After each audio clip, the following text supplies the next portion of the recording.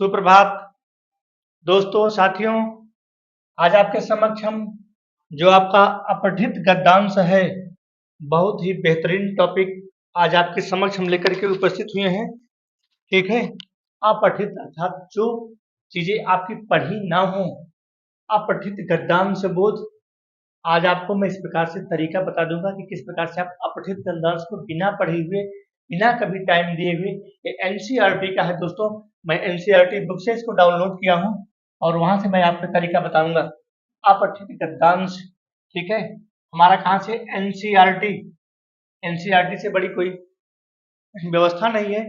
वह गद्यांश जिसका अध्ययन विद्यार्थियों ने कभी न किया हो, आपको ऐसे चुटकियों में से ऐसे चुटकियों में आप पढ़ेंगे, चुटकियों में आंसर देंगे प्यारे। बस प्यारे, आपका हम सिर्फ 5 मिनट समय लेंगे, ओनली 5 मिनट। और यहाँ पर 5 नंबर आपको फ्री में मिलेंगे। कितने में मिलेंगे? 5 नंबर आपको फ्री में मिलेंगे। फ्री में 5 नंबर मिलेंगे। ऐसे मिलेंगे, अभी आपको हम तरीका बताते हैं। देखो, यहाँ पर चलते हैं, थोड़ा सा स्क्रॉल करते हैं और इसको हम करते हैं ऊपर।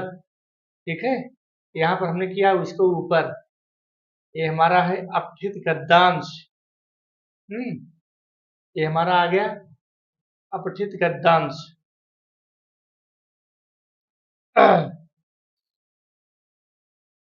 यहाँ से शुरू होता है प्यारे, यहाँ से शुरू होता है हमारा, यहाँ से शुरू होता है, यहाँ से शुरू होता है। चलो पहले पढ़ लेते हैं, उसके बाद हम आंसर करते हैं। प्रश्नों को ध्यानपूर्वक पढ़ना है। भारतीय धर्म नीति के प्रणेता सैनिक मूल्यों के प्रति अधिक जागरूक थे। उनकी धारणा थी नैतिक मूल्यों का दृढ़ता से पालन किया जाए, बिना किसी भी समाज की आर्थिक और सामाजिक प्रगति की नीतियां प्रभावी नहीं। दोस्तों, इस प्रकार से आपको 2 बार पढ़ना है। कितनी बार पढ़ोगे? 2 बार। अभी मैं आपको सीधा सीधा लाता हूँ आंसर पर।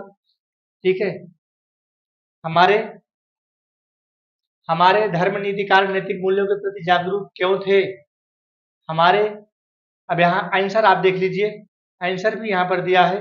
अरे यहाँ पर दिया है ए, हमारे धर्म नीतिकार नैतिक मूल्यों के प्रति जागरूक क्यों थे? हमारे धर्म नीतिकार नैतिक मूल्यों के प्रति विशेष जागरूक थे। इसका कारण था कि नैतिक, क्या था इसका? नैतिक मूल्यों का पालन किए बिना, नैतिक मूल्यों का पालन किए बिना समाज की आर्थिक व सामाजिक प्रगति की नीतियां प्रभावी नहीं हो सकती हैं। ठीक है, यहाँ आप देख लीजिए, ये देखो बिल्कुल यहाँ पर है प्रभावी नहीं से, यहाँ पहली लाइन में ही आपका आंसर छिपा है। प्यारे, आपको 3 क्वेश्चन देना है और आपके 5 नंबर यहाँ से बिल्कुल निःशुल्क हो जाएंगे। दूसरा हमारा है चरित्र निर्माण जीवन की अमूल्य निधि कैसे है, स्पष्ट कीजिए। तो चरित्र निर्माण, अब यहाँ हम आ जाते हैं अपने पैराग्राफ पर। यहाँ पर आ जाते हैं अपने पैराग्राफ पर। यहाँ हम ध्यान करेंगे कि चरित्र निर्माण हमारा, देखो यहाँ पर दिया गया है प्यारे, चरित्र निर्माण की जो दिशा नीतिकारों ने रची वह आज भी अपने मूल रूप में मानव के लिए कल्याणकारी है। बस प्यारे, ऐसे ही आंसर होगा। ऐसे ही आंसर होगा। हाँ देखो, यहाँ भी दिया है, इसके द्वारा मनुष्य व पशुओं में चरित्र सामाजिक अनुशासन बनाए रखने के लिए आवश्यक है। यहाँ भी आंसर दिया है और यहाँ से इस प्रकार हम आंसर को कर सकते हैं। ठीक है, अगला हमारा क्वेश्चन है धर्म नीतिकारों ने उच्च कोटि की जीवन प्रणाली के संबंध में क्या कहा है? तो धर्म नीतिकारों ने उच्च कोटि की जीवन प्रणाली के संबंध में कहा है कि परिष्कृत जीवन प्रणाली मनुष्य के विवेक बुद्धि से ही निर्मित हो सकती है। बस 2 लाइन से ज्यादा कार्य नहीं लिखना है। यहाँ 3 क्वेश्चन पूछा था, हम आपको 5-5, 6-6 क्वेश्चन कराएंगे। ठीक है, यहाँ है ऐसा समाज सभ्य और उन्नत कहा जाता है, या फिर प्रस्तुत गद्यांश में किन पर नियंत्रण रखने की बात कही गई है? किन पर नियंत्रण रखने की बात कही है? इस गद्यांश में बाणी बाहु उदर पर नियंत्रण रखने की बात कही गई है। क्या कही गई है? बाणी बाहु और इस पर जो है नियंत्रण रखने की बात कही गई है। ठीक है प्यारे, इस प्रकार से आपको आंसर देना है। बिल्कुल बिल्कुल, आपको देखो यहाँ पर दिया है नैतिक मूल्यों की उपेक्षा बाणी बाहु उदर को संयत न रखने के कारण होती है, जो कि यहाँ पर आपका आंसर मिल गया। ठीक है, अब हम आ जाते हैं अगले क्वेश्चन पर। अगला क्वेश्चन हमारा क्या है? सामाजिक अनुशासन की भावना व्यक्ति में कब जागृत होती है? सामाजिक सामाजिक यहाँ पर देखिए, यह सर्वमान्य है। ठीक है, यहाँ पर समाज में चरित्रवान लोगों की बहुलता होती है और उसी समाज को सभ्य और उन्नत कहा जाता है। ठीक है, अगला है अगला हमारा क्वेश्चन है दोस्तों, यहाँ पर अगला क्वेश्चन देखिएगा, उत्कृष्ट और प्रगति शब्दों के विलोम तथा बाहु और वाणी शब्दों के पर्यायवाची शब्द लिखिए। यहाँ पर आपको 3 क्वेश्चन पूछेगा। हम यहाँ पर आपको 6-7 क्वेश्चन करा रहे हैं, सिर्फ आपको आपको समझने के लिए। आप यहाँ पर देख लीजिए, व्यापार विलोम दे दिया, उत्कृष्ट का निकृष्ट, प्रगति का अवगति हो जाएगा। हाँ, चलते हैं अगले गद्यांश पर। अगला गद्यांश हमारा है, पर्यायवाची में दे दिया है, बाहु माने भुजा, वाणी माने वचन। ठीक है, अगला हमारा है गद्यांश नंबर 2। ठीक है, ये हमारा गद्यांश नंबर 2 है। यहाँ पर देखिएगा प्यारे, दिख रहा होगा, वैदिक युग भारत का प्राय सबसे अधिक स्वाभाविक काल था। यही कारण है कि आज तक भारत का मन उस काल की ओर बार बार लोभ से देखता है। अब यहाँ पर आ जाओ अपने क्वेश्चन पर, क्यों टाइम बर्बाद करें, वैदिक युग स्वर्ण काल के समान क्यों प्रतीत होता है। तो वैदिक युग, अब यहाँ पर आंसर भी हमने इसको टाइप करवा दिया है, वैदिक युग भारत का स्वाभाविक काल था। हमें प्राचीन काल की हर चीज अच्छी लगती है, इस कारण वैदिक युग जो है स्वर्ण काल के समान प्रतीत होता है। और यहाँ भी हमारा आंसर भी आपको देखिए, यहाँ पर ये देखो, बार बार लोग इसीलिए वैदिक युग को स्वर्ण काल भी हम कहते हैं। यहाँ से हो गया हमारा सेकंड क्वेश्चन है, जाति प्रथा एवं नारियों के विषय में बुद्ध के विचारों को स्पष्ट कीजिए। तो जाति प्रथा एवं बुद्ध जाति प्रथा के विरुद्ध थे, उन्होंने ब्राह्मणों की श्रेष्ठता का विरोध किया, मनुष्य को वे कर्म के अनुसार श्रेष्ठ या अधम मानते थे, उन्होंने नारी को मोक्ष की अधिकारिणी माना। प्यारे, ये हमारे क्वेश्चन है और इस प्रकार से हम आपके लिए आंसर को टाइप कराया है। ठीक है, अगला हमारा है, बुद्ध पर क्या आरोप लगता है और उनकी कौन सी बात आधुनिकता के प्रसंग में ठीक नहीं बैठती। यहाँ पर देख लीजिए, बुद्ध पर निवृत्तवादी होने का आरोप लगता है, उनकी गृहस्थ धर्म को विश्व धर्म से निकृष्ट मानने वाली बात आधुनिकता के प्रसंग में ठीक नहीं बैठती है। प्यारे, इस प्रकार से आपको गद्यांश का आंसर देना है। अगला हमारा है, बौद्ध बौद्ध युग का उदय वैदिक समाज के शीर्ष पर बैठे लोगों के लिए किस प्रकार हानिकारक था। तो किस प्रकार से हानिकारक था, संन्यास शब्द से मिलकर बना है, यानी कि सम, यानी कि एक कौन सा क्वेश्चन है भाई, एक क्वेश्चन नंबर है गा, ये वाला है। बुद्ध पर निवृत्तवादी होने का आरोप लगता है, उनकी गृहस्थ धर्म को भिक्षु धर्म से निकृष्ट मानने वाली बात को आधुनिकता के प्रसंग में ठीक नहीं बैठती है। अगला क्वेश्चन दोस्तों, बौद्ध का संन्यास का अर्थ स्पष्ट कीजिए और यह बताइए कि इससे समाज को क्या हानि पहुंचती है। संन्यास में सम उपसर्ग है, जैसे हमारा संस्कृत है, जैसे हमारा संस्कृत में भी सम उपसर्ग है और समास में सम उपसर्ग है, उसी प्रकार से संन्यास में भी इसमें चूंकि नासिक वर्ण है ना, तो इसमें न्यास त्याग करना अर्थात अच्छी तरह से त्याग करने को ही संन्यास कहा जाता है। संन्यास की संस्था से देश का युवा वर्ग उत्पादक कार्य में भाग नहीं लेता, इससे समाज की व्यवस्था खराब होती है। दोस्तों, कितना सुंदर आपके लिए मैंने प्रश्न है, क्योंकि अब गद्यांश बहुत कम ही पढ़ने को मिलते हैं। बौद्ध धर्म नारियों को समता का अधिकार दिलाने में किस प्रकार योगदान देता है। अब यहाँ पर देख लीजिए, बौद्ध धर्म बिल्कुल यहाँ पर आपको, बिल्कुल यहाँ पर अगर आप गद्यांश में चलना चाहते हैं तो गद्यांश में देख लीजिए, कि बिल्कुल गद्यांश में भी आपका आंसर यहीं पर आपको बिल्कुल मिल जाएगा। ठीक है, गद्यांश में ही आपका आंसर मिल सकता है। ठीक है, अब चलते हैं अगले क्वेश्चन पर।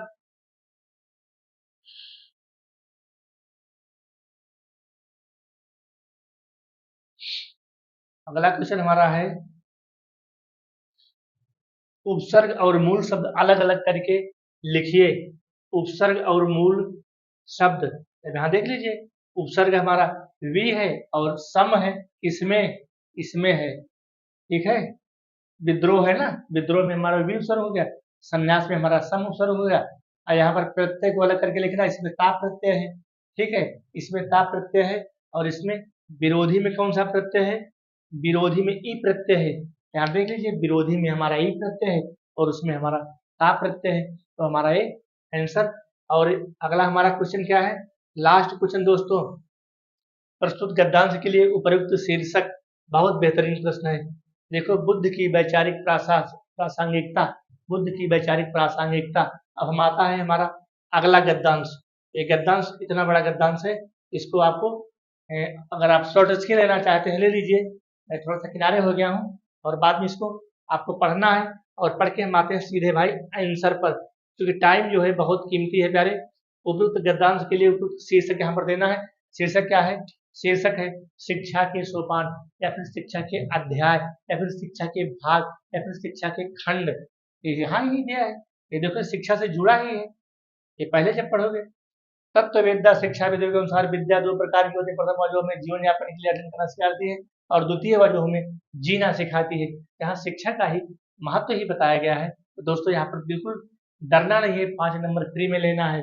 व्यक्ति किन परिस्थितियों में मानव जीवन की उपाधि नहीं पा सकता है? किन परिस्थितियों में? यहाँ पर देखो, जीवन यापन के लिए काफी धन अर्जित करने के बावजूद व्यक्ति जीवन को सुचारू रूप से नहीं चला पाता, क्योंकि उनके पास वह जीवन शक्ति नहीं होती जो स्वयं के जीवन को सत्य पथ की ओर अग्रसर करती है, और साथ ही साथ समाज और राष्ट्र का मार्गदर्शन करती है। दोस्तों अगला हमारा क्वेश्चन है, विद्या के कौन से दो रूप बताए गए हैं? तो विद्या के कौन से दो रूप बताएंगे? ये तो यहाँ पर भरे दिया है। इनमें से एक अभाव जीवन को निरर्थक बना देती है, बिना कमाए। यहाँ से इसका आंसर हो गया, यहीं से आपका आंसर मिल जाएगा। या फिर डायरेक्ट हम इसमें देखते हैं, जो हमने टाइप करा दिया है, वह विद्या जो जीवन यापन के लिए अर्जन सिखाती है, और वह विद्या जो जीना सिखाती है। यहाँ पर भी आपको 2 नंबर मिल जाएंगे। डायरेक्ट 8-8, 10-10 क्वेश्चन हमने आपकी प्रैक्टिस के लिए इसको बनवाया है। ठीक है, आप डायरेक्ट किस तरह से प्रैक्टिस कर सकते हैं, मैंने इस तरह से इसको टाइप करवाया है। आधुनिक अगला हमारा क्वेश्चन है, यहाँ पर देखो अगला क्वेश्चन, शिक्षा के यहाँ से वर्तमान शिक्षा पद्धति के लाभ हुआ हानि। वर्तमान शिक्षा पद्धति के लाभ हुआ हानि। तो आधुनिक शिक्षा पद्धति हमारी बुद्धि को विकसित करती है, भावनाओं को चेतन करती है, और संपूर्ण जीविकोपार्जन के लिए हमें तैयार कराती है। अगला हमारा क्वेश्चन क्या कह रहा है भाई? अगला क्वेश्चन है, शिक्षित युवकों को अपना बहुमूल्य समाज क्यों बर्बाद करना पड़ता है? शिक्षित तो यहाँ है, यहाँ जो है इसका आंसर हो जाएगा कि वर्तमान शिक्षा प्रणाली में कला, शिल्प, प्रौद्योगिकी आदि की शिक्षा नाममात्र होने के फलस्वरूप शिक्षित युवकों का जीविकोपार्जन टेढ़ी बन गया है। कहने का मतलब यह है कि जो हमारी वर्तमान शिक्षा प्रणाली है, वहाँ पर ना तो टेक्निकल शिक्षा का अभाव है, और ना ही इस प्रकार किसी शिक्षा का अभाव है। इसलिए जो हमारा युवक है वह बेरोजगार रह जाता है, और उसको अनैच्छिक बेरोजगारी का सामना करना पड़ता है। अनैच्छिक बेरोजगारी का सामना करना पड़ता है। अगला है, संधि विच्छेद कीजिए, परावलंबी और जीविकोपार्जन और विलोम शब्द लिखना है। यहाँ पर क्या आ जाते हैं नीचे, पर धन अवलंबी, पर धन अवलंबी कौन सी संधि हो जाएगी? यहाँ पर हो जाएगी दोस्तों पर, यहाँ पर हमारा हो जाएगा छोटा आ, और यहाँ पर आ, तो मिला के दोनों क्या हो जाएंगे? परावलंबी। क्या हो जाएंगे मिला के? परावलंबी, परावलंबी। ठीक है, इस प्रकार से हमारा ये हो जाएगा संधि विच्छेद। यहाँ है जीविका, जीविका धन उपार्जन, जीविका, जीविका धन उपार्जन, जीविका, जीविका धन उपार्जन, धन उपार्जन। ये हमारा हो गया जीविकोपार्जन। विलोम शब्द सार्थक का निरर्थक हो गया, विकास का ह्रास हो गया, विकास का ह्रास हो गया। ह्रास इस प्रकार से रहेगा, यहाँ टाइप करने में मिस हो जाता है। इस प्रकार से हमारा है दोस्तों, ये हमारा है, आपको हम करा रहे हैं अपठित गद्यांश, बिना पढ़ा हुआ बहुत जानदार दोस्तों टॉपिक है, और यहाँ पर आपको 5 नंबर फ्री में लेना है। अगला हमारा है, यहाँ हम 4-5 टॉपिक आज आपको करा देते हैं। अगला हमारा है, इसको पढ़ लीजिएगा। प्रजा के 3 मुख्य अंग हैं, कार्यपालिका, विधायिका और न्यायपालिका। यहाँ पर ध्यान दीजिएगा, बहुत इंपॉर्टेंट टॉपिक है। कार्यपालिका, विधायिका, न्यायपालिका प्रजातंत्र की सार्वभौमिकता को ध्यान में रखते हुए और जनता के तहरीर होने की भूमिका को देखते हुए मीडिया सर्वबोधित को प्रजातंत्र के चौथे स्तंभ के रूप में देखा गया है। बताइए, चौथे स्तंभ के रूप में किसको देखा गया है? मीडिया को। समाचार माध्यम से मीडिया को पीछे सरकारों में पत्रकारों, और यहाँ पर इस प्रकार से आपको शॉर्ट स्क्रीन ले सकते हैं, और आप इसको पढ़िए। हम सीधे आते हैं क्वेश्चन पर, ताकि टाइम भी ज्यादा ना लगे और आपको ज्यादा से ज्यादा हम प्रैक्टिस करा सके दोस्तों, क्योंकि हमने आंसर भी लिखवाया है। लोकतंत्र के तीनों अंगों का नामोल्लेख कीजिए। लोकतंत्र के तीनों नाम देखो, ये ऊपर दिख रहा है, ये कार्यपालिका, विधायिका और न्यायपालिका। ठीक है, और चौथा अंग किसे माना गया है? चौथा अंग हमारा जो है मीडिया है, जिसको हम कहते हैं पत्रकारिता। चौथा अंग हमारा कौन सा है? मीडिया है। देखो चौथे स्तंभ के रूप में देखा जाता है कौन? मीडिया। जो हमारे मीडिया प्रभारी होते हैं, कहते भाई हमारे मीडिया प्रभारी आ गए हैं। अगला क्वेश्चन है दोस्तों, लोकतंत्र में मीडिया की भूमिका। तो लोकतंत्र में मीडिया की अहम भूमिका होती है। यह कार्यपालिका की विधायिका की समस्याओं, कार्यप्रणाली विषय नीतियों की चर्चा करती है और मीडिया के माध्यम से ही हम सरकार की नीतियों को, सरकार के कार्यों को वह जनता तक पहुंच पाती है। मीडिया अपने आप में एक बहुत बड़ा अंग है। अत्यंत महत्वपूर्ण अंग होने के बावजूद न्यायपालिका के बारे में मीडिया के कम चर्चा क्यों होती है? यहाँ पर देख लीजिए, तीसरा हमारा है, न्यायपालिका प्रजातंत्र का अत्यंत महत्वपूर्ण अंग है, परंतु इसकी चर्चा मीडिया में कम होती है क्योंकि उसमें पारदर्शिता अधिक होती है। और दूसरे, न्यायपालिका अपने विशेषाधिकारों के प्रयोग से मीडिया को दबा देते। कहने का मतलब है कि सरकारें पैसा दे लेती हैं कि भैया मेरा प्रचार प्रसार न करो, यार मेरी बदनामी होगी तो हम चुनाव में जीते ही नहीं पाएंगे। कहते नहीं भैया मीडिया बिक गई, मीडिया को खरीद लिया सरकार ने, वही है यहाँ पर। दोस्तों समझने की कोशिश करो, रटना नहीं है। अगला हमारा है, जनता में जनता में अधिकारों और दायित्वों के प्रति जागरूकता बढ़ाने में किसका योगदान है? जनता में अधिकारों और दायित्वों के प्रति जागरूकता बढ़ाने में मीडिया का योगदान है। बस इतना ही लिखना है। पारदर्शिता से क्या तात्पर्य है? लोकतंत्र न्यायपालिका में अधिक पारदर्शिता क्यों चाहता है? पारदर्शिता का अर्थ है आर पार दिखाई देना, मतलब पार इधर से उधर पारदर्शिता। और न्यायपालिका लोकतंत्र की रक्षिका है, परंतु न्यायाधीशों पर आक्षेप लगने से लोकतंत्र न्यायपालिका में पारदर्शिता चाहता है। अगला हमारा है, आशय स्पष्टि, जिस देश में पंचों को परमेश्वर मानने की परंपरा हो वहां न्यायमूर्तियों पर आक्षेप दुर्भाग्यपूर्ण है। यहाँ पर इसका आंसर भी देख लीजिए। यहाँ पर क्योंकि पक्षपात को निर्णय नहीं देते हैं, आजकल न्यायाधीशों के निर्णयों का आकार प्रणालियों के आरोप पर लगाए जाने लगे हैं और यह गलत परंपरा की शुरुआत है। अगला हमारा क्वेश्चन है, उपरोक्त गद्यांश के लिए यहाँ पर पूछा है शीर्षक और यहाँ पर पूछा है विशेषण बनाइए। विश्व विश्व प्रतिष्ठा वाक्य में प्रयोग कीजिए और नीचे देखते हैं क्या पूछा है। विश्व, यहाँ पर विशेषण बनेगा वैश्विक। विश्व का विशेषण क्या बनेगा? वैश्विक। बहुत अच्छा प्रश्न है। और प्रतिष्ठित, ये क्या है? ये भाई क्या क्वेश्चन है? यहाँ पर क्या क्वेश्चन है? प्रतिष्ठा का बनेगा क्या? प्रतिष्ठित। प्रतिष्ठा का विशेषण प्रतिष्ठित। ठीक है, बहुत बेहतरीन प्रश्न है दोस्तों, बहुत ही जानदार प्रश्न है। ठीक है, अगला हमारा क्वेश्चन है, हर व्यक्ति को अपनी मर्यादा में रहना चाहिए, सरकार ने वेतन विसंगतियां दूर करने का वादा किया। शीर्षक मीडिया और लोकतंत्र, यहाँ पर जो पूछा नहीं है सो उपरोक्त गद्यांश के लिए शीर्षक हमारा हो जाएगा शीर्षक मीडिया और लोकतंत्र अथवा प्रजातंत्र के अंग। अगला देख लेते हैं भाई, 4-5 ठीक आपको प्रैक्टिस करवा देते हैं। संस्कृतियों के निर्माण में एक सीमा तक देश और जाति का योगदान रहता है। संस्कृत के मूल उपादान तो प्रायः सभी सुसंस्कृत और सभ्य देशों में एक सीमा तक समान रहते हैं। दोस्तों इसको आप शॉर्ट से ले सकते हैं और हम सीधे आते हैं क्वेश्चन पर, क्योंकि हमने यहाँ आपको टाइप भी कराया हुआ है। आधुनिक युग में संस्कृतियों में परस्पर संघर्ष प्रारंभ होने का प्रमुख कारण, तो आधुनिक युग में संस्कृतियों में परस्पर संघर्ष प्रारंभ होने का प्रमुख कारण क्या है कि भिन्न भिन्न संस्कृतियों के निकट आने पर अतिक्रमण एवं विरोधी स्वाभाविक होते हैं। तो कैमरा देख लें, अरे कहाँ भाई हमारा दिख रहा है, हम विदेशी संस्कृति। ठीक है, तो यहाँ तक हमारा हो गया। ठीक है, क्वेश्चन हो गया। क्वेश्चन हमारा क्या कह रहा है भाई, आधुनिक युग में संस्कृतियों में परस्पर संघर्ष प्रारंभ होने का मुख्य कारण, तो हमारा आंसर हो गया भिन्न संस्कृतियों के निकट आने के कारण अतिक्रमण एवं विरोध स्वाभाविक है। यार अगला क्वेश्चन हमारा है, यार ऊपर चला जाए थोड़ा सा बाबू।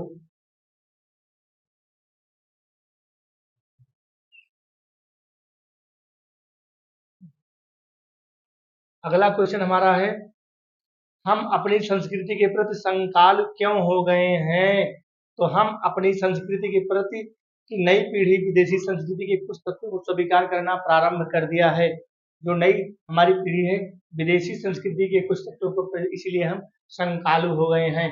अगला क्वेश्चन हमारा है, राष्ट्रीय संस्कृति की हमारे प्रति सबसे बड़ी देन क्या है? तो राष्ट्रीय संस्कृति की हमारे प्रति सबसे बड़ी देन यह है कि वह हम अपने राष्ट्र की परंपरा और रीति नीति से जोड़े रखती है। बहुत बेहतरीन क्वेश्चन है दोस्तों, मैं सीधा इसको आंसर भी टाइप करा दिया हूँ आपके लिए, आप गद्यांश भी पढ़ सकते हैं और इसीलिए मैंने टाइप करा दिया। कि हमको पढ़ने में, आपको समझने में दिक्कत ना हो। अगला हमारा है, हम अपनी सांस्कृतिक संपदा की उपेक्षा क्यों नहीं करते। यहाँ पर देख लीजिए, हम अपनी सांस्कृतिक संपदा की उपेक्षा इसलिए नहीं करते क्योंकि ऐसा करने से हम जड़ विहीन पौधे के समान हो जाएंगे। बहुत बेहतरीन है। अगला हमारा है, निर्देशानुसार उत्तर दीजिए। प्रत्यय बताइए, जातीय, सांस्कृतिक। ठीक है, चलो भाई यहाँ आ जाओ प्रत्यय में। यहाँ ई प्रत्यय है, ई जातीय, और यहाँ पर कौन सा है, जातीय में हो गया, और सांस्कृतिक में इक प्रत्यय है। सांस्कृतिक में इक प्रत्यय है। पर्यायवाची शब्द यहाँ पूछा है, देश, देश का पर्यायवाची राष्ट्र हो गया, हमारा राज्य हो गया। सूर्य का पर्यायवाची जान ही रहे हो, दिवाकर है, भानु है, भास्कर है। और इसको सविता भी कहा जाता है, आदित्य भी कहा जाता है सूर्य को। और अगला अगला हमारा क्वेश्चन है, गद्यांश में युवाओं के किस कार्य को राष्ट्र की गरिमा के अनुकूल नहीं माना गया है। राष्ट्र की गरिमा के अनुकूल नहीं माना गया है। तो यहाँ आप इसमें भी देख सकते हैं, राष्ट्र की गरिमा के अनुरूप देखो, यहाँ अपनी सांस्कृतिक निधि की उपेक्षा करते नहीं, यह परावलंबन राष्ट्र की गरिमा के अनुकूल नहीं है। दोस्तों गद्यांश में भी आपका आंसर दिया हुआ है, और यहाँ तो हम पढ़ा ही रहे हैं, मतलब युवाओं द्वारा विदेशी सांस्कृतिक अभिव्यक्ति को आधारभूत राष्ट्र की गरिमा के अनुकूल नहीं माना गया है। अगला हमारा क्वेश्चन है, उपयुक्त गद्यांश के लिए इसका शीर्षक, शीर्षक आपका हो जाएगा साथियों, शीर्षक हो जाएगा भारतीय संस्कृति का वैचारिक संघर्ष। या अगर आप भारतीय संस्कृति भी लिख देते हैं तब भी आपका शीर्षक मान्य हो जाएगा। डरने की बात बिल्कुल नहीं है। आप इसको शॉर्ट स्क्रीन भी ले सकते हैं, इसको आप, इस गद्यांश को आप शॉर्ट स्क्रीन भी ले सकते हैं। दोस्तों यहाँ पर मैंने एक गद्यांश आ गया है, इसको आप शॉर्ट स्क्रीन भी ले सकते हैं। शॉर्ट स्क्रीन आप ले लीजिए, और इसके बाद इस क्वेश्चन का भी आप शॉर्ट स्क्रीन ले लीजिए, एक क्वेश्चन का भी शॉर्ट स्क्रीन ले लीजिए, और यहाँ पर मैंने आपको आंसर दे रखा है, एक आंसर का भी आप शॉर्ट स्क्रीन ले लीजिए। ठीक है, आंसर का भी आप शॉर्ट स्क्रीन ले लीजिए। अगला हमारा है, अगला गद्यांश हमारा है यहाँ, एक गद्यांश नंबर 6 है, इसका भी आप शॉर्ट स्क्रीन ले लीजिए। दोस्तों क्योंकि पढ़ने में टाइम ज़्यादा लगेगा, आप शॉर्ट स्क्रीन ले लीजिए, और मैं आता हूँ सीधे क्वेश्चन पर। क्वेश्चन आपको कराऊंगा, क्योंकि हम क्वेश्चन कराने के लिए आए हैं दोस्तों, आपकी प्रैक्टिस कराना है। तो क्वेश्चन का भी आप शॉर्ट स्क्रीन ले लीजिए, और आंसर का भी शॉर्ट स्क्रीन ले लीजिए। यहाँ पर पूछा है, उपयुक्त गद्यांश के लिए उपयुक्त शीर्षक, शीर्षक है, ये शीर्षक परियोजना का स्वरूप है, क्योंकि जब हमारा एक गद्यांश परियोजना पर बना है, ये देखो परियोजना शिक्षा का एक महत्वपूर्ण अंग है, तो परियोजना शिक्षा का महत्वपूर्ण अंग है, यही तो हमारा शीर्षक हो गया, गद्यांश में खुद ही दिया हुआ है। अगला हमारा क्वेश्चन है, परियोजनाएं क्या है। अरे परियोजनाएं जो सरकार की परियोजनाएं चलती हैं, नहर परियोजना है, और तमाम सारी परियोजनाएं हैं, वही हमारा क्या है कि आधार पर कैसे परियोजना नियमित व्यवस्थित रूप से स्थित आ गया है। और इस प्रकार से खेल, खेल में ज्ञान अर्जन तथा समय समस्या समाधान की तैयारी की जाती है। अगला क्वेश्चन हमारा है, सॉरी, हाँ, इसका महत्व है, परियोजना क्या है, शैक्षिक परियोजना क्या है। शैक्षिक परियोजना क्या है, शैक्षिक परियोजना में संबंधित विषय पर तथ्यों को जुटाते हुए चित्र इकट्ठे करके एक स्थान पर चिपकाए जाते हैं, इससे नई नई बातों की जानकारी दी जाती है। दोस्तों इस प्रकार से आपको आज हम इतनी प्रैक्टिस करा देंगे, कहीं ना कहीं से इस प्रकार से आप समझ के लिख सकते हैं। समस्या का निदान करने वाली परियोजनाएं कैसी होनी चाहिए। समस्या का निदान करने वाली परियोजनाएं, जो समस्या का निदान करने वाली परियोजनाएं हैं, यहाँ देखो, परियोजना हमारी समस्याओं का निदान प्रदान करती हैं तथा देश दुनिया की बहुत सारी जानकारियां प्रदान करती हैं। कौन, साथ ही साथ यह हमको नए तथ्यों को जुटाने पर, उन पर विचार करने का भी अवसर प्रदान करती हैं। बहुत बेहतरीन क्वेश्चन है दोस्तों, बहुत टॉप का क्वेश्चन मैंने आपके लिए निकाला है। फोटो फीचर परियोजना से आप क्या समझते हैं। यहाँ देख लो भाई, फोटो फीचर परिवर्तन, यहाँ देखो, फोटो फीचर परियोजना, परियोजना का समस्या निदान और ज्ञानार्जन दोनों के लिए हो सकती है। इसके अंतर्गत फोटो फीचर के माध्यम से देश दुनिया की जानकारी प्राप्त की जाती है। बहुत बेहतरीन आपके दोस्तों, इसलिए मैंने 8-8, 9-9 क्वेश्चन, जितने प्रश्न बन सकते थे उतने प्रश्नों को हमने बनाने की कोशिश की है। यहाँ पर विशेषण पूछा है, विशेषण बनाइए, शिक्षा संबंध और सरल वाक्य में इसको चेंज भी करना है। चलो यहाँ जाते हैं, नीचे विशेषण हमारा हो गया, शैक्षिक, शिक्षा का हमारा शैक्षिक हो गया, संबंध का संबंधित हो गया, सरल का इस तरह आपने चित्र काटा, चिपकाना, बनाए गए, दशहरे को जानना। तो यार इसमें कई चीजें हैं ना, आपके या फिर गद्यांश से हैं, और जो आप गद्यांश लिखोगे निबंध से ही कई चीजों से जुड़ा हुआ है।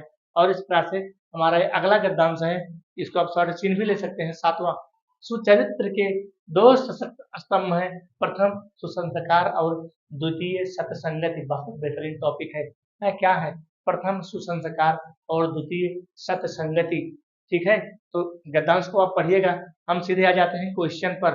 क्वेश्चन हमारा क्या कह रहा है? सतसंगत कुर्मार्गी को जो सच्चे लोगों का साथ होता है, सतसंगत कुर्मार्गी को कैसे सुधारती है?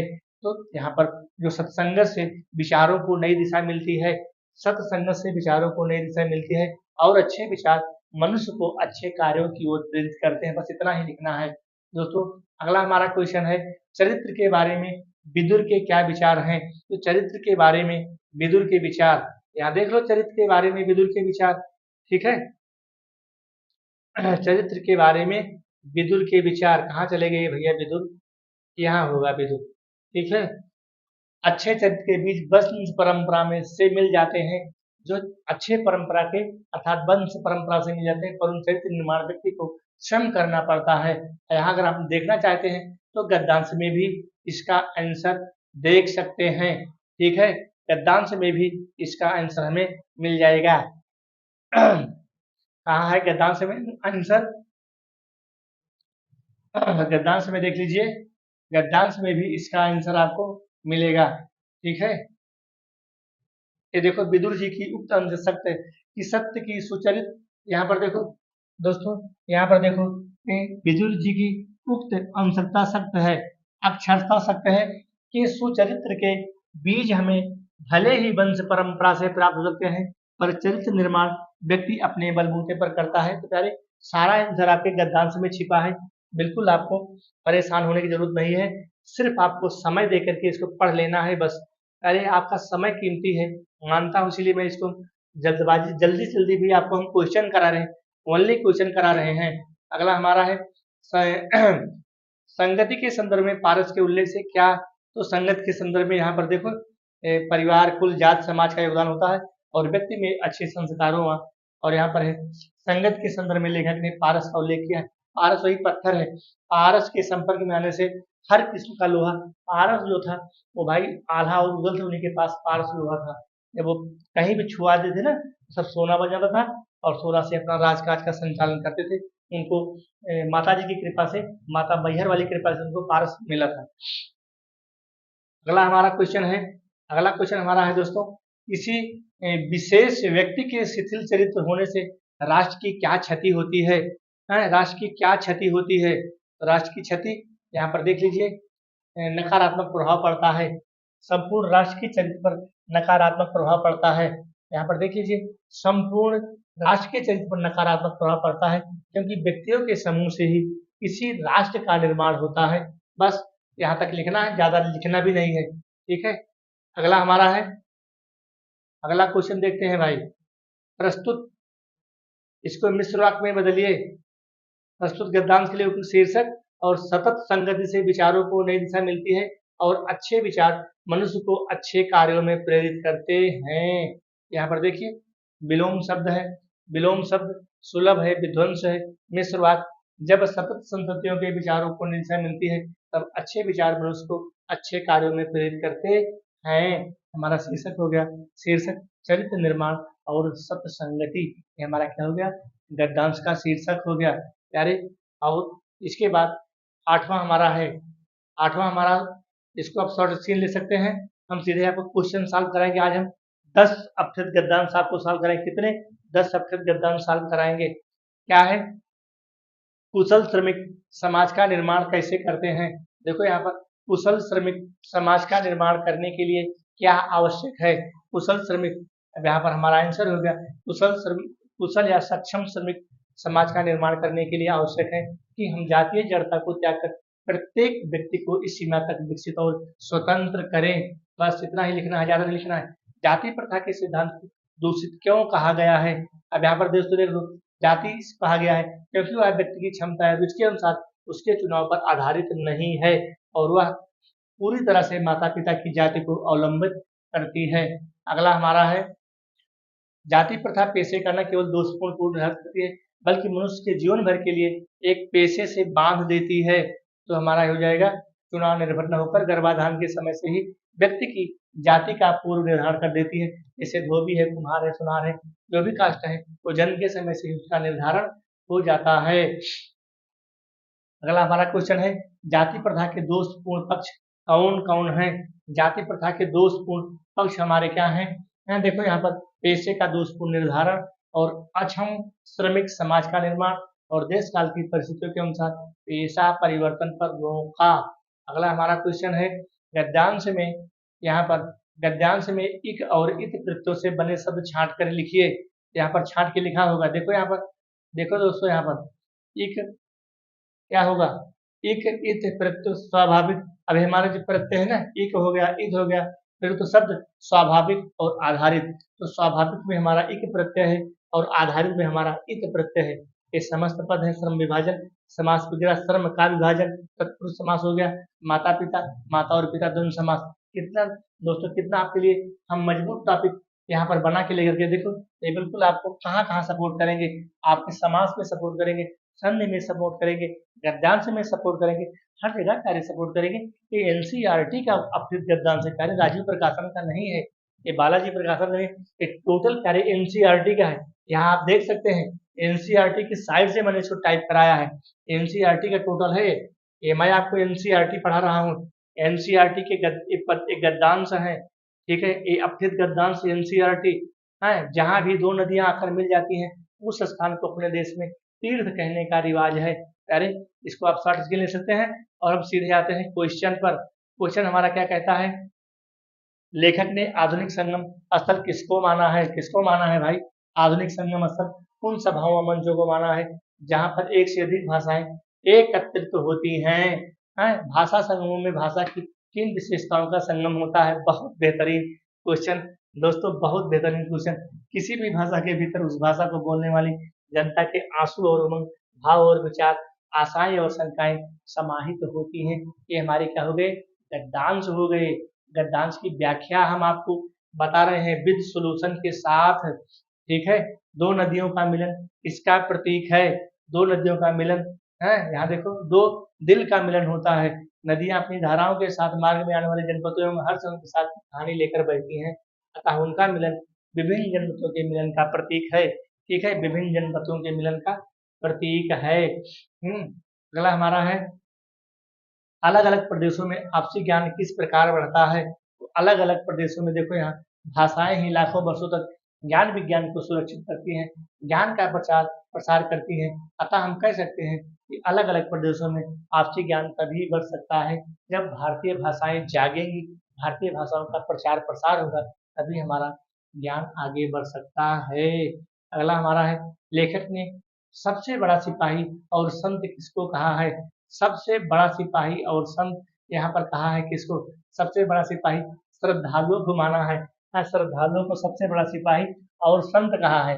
देखो दोस्तों, यहाँ पर देखो, श्रद्धालुओं को सबसे बड़ा सिपाही और संत कहा है। उसका मानना है कि भाषाओं का संगम, विभिन्न भाषा भावों के विचारों का संगम होता है। कितना बेहतरीन प्रश्न है आपके लिए, बिल्कुल जानदार प्रश्न आज हम आपके लिए बनाए हैं दोस्तों, ठीक है। अगला हमारा क्वेश्चन क्या होगा? अगला क्वेश्चन क्या होगा भाई? समानार्थी शब्द, समानार्थी और विलोम शब्द, समानार्थी विलोम शब्द देख लीजिए यहाँ। समानार्थी शब्द खुशबू, इच्छा, विपरीत। विलोम शब्द हो जाएगा अभिनेता, अभिनेता हो जाएगा, ठीक है। और परोक्ष, ये इसका हो गया शीर्षक, शीर्षक भाषा संगम एकता का सूत्र, ठीक है। और हमारा 10वां गद्यांश, 10वां गद्यांश, इसको आप शॉर्ट स्किल ले लीजिए। विद्वानों का यह कथन बहुत ठीक है कि विनम्रता के बिना स्वतंत्रता का कोई अर्थ नहीं। इस बात को सब लोग मानते हैं कि आत्म संसार के लिए, आत्म संस्कार के लिए बहुत मानसिक स्वतंत्रता परम आवश्यक है, चाहे उस स्वतंत्रता में अभिमान और नम्रता दोनों का मेल हो। दोस्तों इसको पढ़िए। और यहाँ पर आते हैं हम सीधे क्वेश्चन पर। आपको क्वेश्चन कराते हैं, कैसा क्वेश्चन?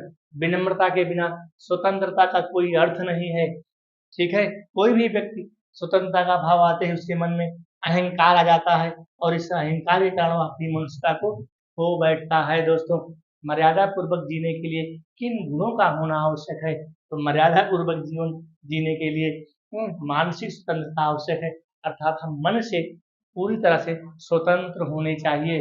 अगला हमारा प्रश्न है, नम्रता और दब्बूपन में क्या अंतर है?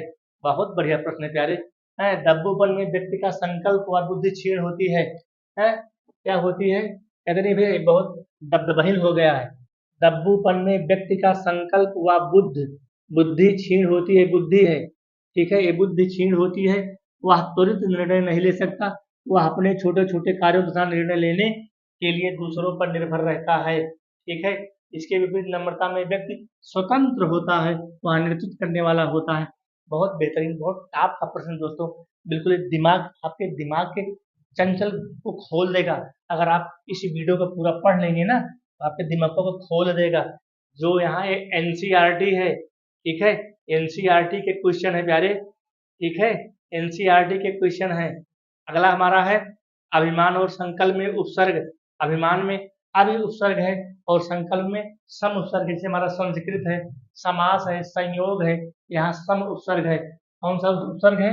यहाँ पर सम उपसर्ग है, सम, ठीक है, यहाँ पर सम है और यहाँ पर अभि है, अभि, ये अभि, यहाँ पर अभि है, यहाँ पर सम है। गद्यांश का शीर्षक आते हैं। गद्यांश के शीर्षक में क्या है? गद्यांश का शीर्षक भाई विनम्रता का महत्व। विनम्रता का महत्व हमारा गद्यांश का शीर्षक।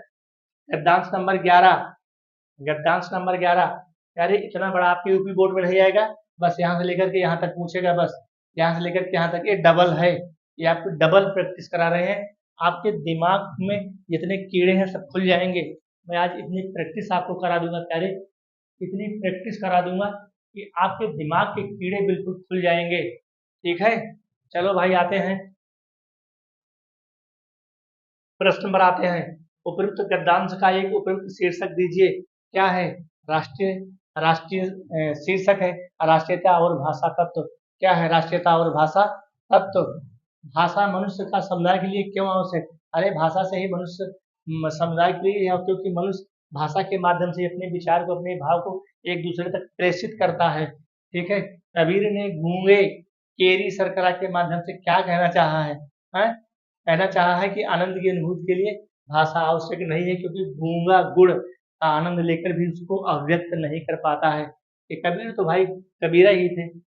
कबीर कहते थे कि बरसे कंबल भीगे पानी, वो कंबल को बरसाते थे। लोग पानी बरसाते हैं, वो कंबलों को बरसाते थे। तो कबीर की कुछ और बात है भाई। है यहाँ है राष्ट्र हित में भाषागत एकता की महत्ता। राष्ट्र हित में भाषा परम आवश्यक है। जिस प्रकार किसी राष्ट्र की भौगोलिक विविधताएं, वहाँ के पर्वत, सागर, सरिताएं आदि बाधाएं राष्ट्र के लोगों के परस्पर मिलन में बाधक होती हैं, उसी प्रकार से विभिन्न भाषाएं भी एकता में बाधक सिद्ध होती हैं, ठीक है। अगला हमारा क्वेश्चन है दोस्तों, भाषा मनुष्य में निकटता लाती है, इससे आप कहाँ तक सहमत हैं? बिल्कुल लाती है। भाषा मनुष्य में, भाषा वह साधन है जिसके माध्यम से मनुष्य एक दूसरे के निकट आ जाते हैं और उसमें परस्पर घनिष्ठता, मित्रता, दोस्ती सारी चीजें बढ़ती हैं। अगला हमारा क्वेश्चन है, भौगोलिक बाधाओं के बावजूद भाषिक एकता किस प्रकार स्थापित की जा सकती है? किस प्रकार की जा सकती है? यहाँ देखो, यातायात संचार साधनों की उन्नति के कारण भौगोलिक बाधाएं पड़ गई हैं, जिससे भाषिक एकता आसानी से स्थापित की जा सकती है। दोस्तों हमारा 11 अपठित गद्यांश हो गया और बाकी हम अगले दूसरे वीडियो में आपको बनाएंगे, ठीक है। अभी हमारे पास बहुत सारे गद्यांश हैं, बहुत सारे गद्यांश हैं, बस 2 ही बचा है प्यारे, एक ही बचा है, एक ही बचा है यार हमारे ख्याल से। आओ देख लेते हैं प्यारे, एक ही बचा है। बहुत गजब का, बहुत गजब का यार, गजब का मेरे दोस्तों, गजब का। चलो ठीक है, अगले वीडियो में पढ़ा देंगे, अगले वीडियो में पढ़ाएंगे, अगले वीडियो में पढ़ा देंगे। धन्यवाद दोस्तों। अगर हमारी मेहनत आपको अच्छी लगी तो लाइक और सब्सक्राइब जरूर करना। धन्यवाद।